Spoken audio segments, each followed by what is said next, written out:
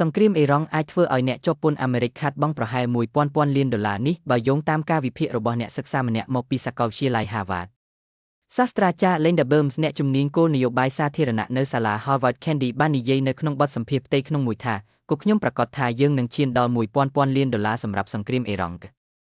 យោងតាមសេចក្តីជូនដំណឹងរបស់មន្ទីរបញ្ចកោណទៅកាន់សភា5ថ្ងៃដំបូងនៃប្រតិបត្តិការរួមគ្នារវាងសហរដ្ឋអាមេរិកនិងអ៊ីស្រាអែលប្រឆាំងនឹងសាធារណរដ្ឋអ៊ីស្លាមដែលចាប់ផ្ដើមនៅថ្ងៃទី28ខែកុម្ភៈបានចំណាយអស់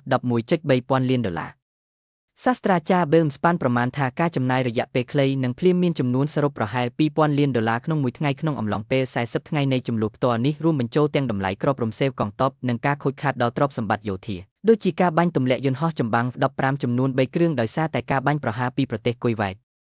លោកស្រីបានបន្ថែមថាកិច្ចសន្យាធំជាច្រើនឆ្នាំជាមួយក្រុមហ៊ុន Lockheed Martin និង Boeing សម្រាប់យន្តហោះស្ទាក់ចាប់និងមីស៊ីលមានន័យថាតម្លៃនៃការបំពេញបន្ថែមដល់សហរដ្ឋអាមេរិកនឹងខ្ពស់ជាងឆ្ងាយណាស់គឺ$4 លានក្នុងមួយយន្តហោះស្ទាក់ចាប់ជាងតម្លៃយន្តហោះគ្មានមនុស្សបើកដែលបាញ់ចេញពីប្រទេសអ៊ីរ៉ង់ដែលអាចផលិតបានក្នុងតម្លៃត្រឹមតែ$30.000ក្នុងមួយគ្រឿង